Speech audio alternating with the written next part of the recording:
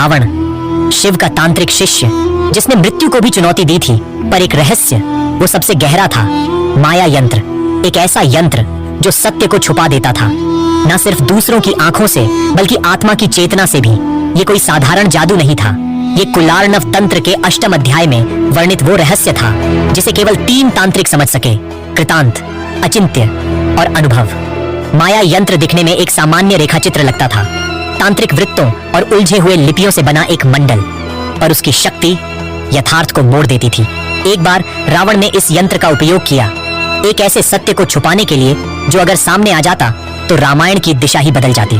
उस रात जब रावण लंका लौट रहा था सीता को हरकर, उसने केवल अपनी विजय का नहीं बल्कि अपने भविष्य का माया यंत्र से छाया चित्र बनाया।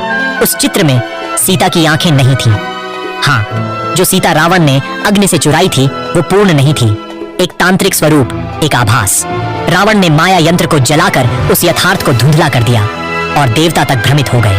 पर सवाल ये था, क्या ये यंत्र सिर्फ देखने वालों को भ्रमित करता था या स्वयं उस व्यक्ति को भी जिसने इसका निर्माण किया?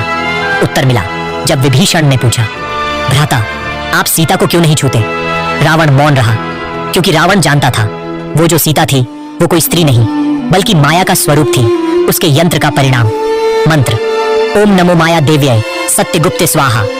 इस मंत्र से सत्य को छुपाया जा सकता था, सिर्फ दूसरों से नहीं बल्कि अपने आप से भी। पर हर माया की एक सीमा होती है।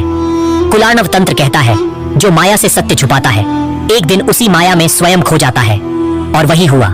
कुछ वर्षों बाद जब राम से युद्ध आरंभ हुआ, रावण ने फिर से माया यंत्र को सक्रिय किया।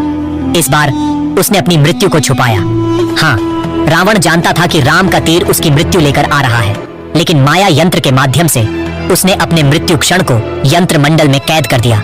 उस यंत्र के केंद्र में लिखा था, मृत्यु बस एक बिंब है, जब तक तुम मानो वो घटती है, जब तुम उसे भूल जाओ वो स्थगित रहती है। और हुआ भी वही। राम का तीर चला, रावण गिरा, पर उसकी चेतना, वो चेतना उस यंत्र में फंसी रह गई। शिव को पुकारा गया, विभीषण ने यज्ञ रचाया, परंतु रावण की आत्मा मुक्त नहीं हो पाई।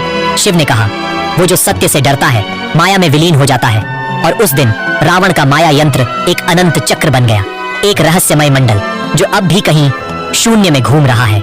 कुछ योगी कहते हैं जब ध्यान की गहराई में एक अजीब ध्वनि सुनाई देती है, स्वाहा स्वाहा स्वाहा, तो समझ लेना तुमने उस यंत्र के छोर को छू लिया है।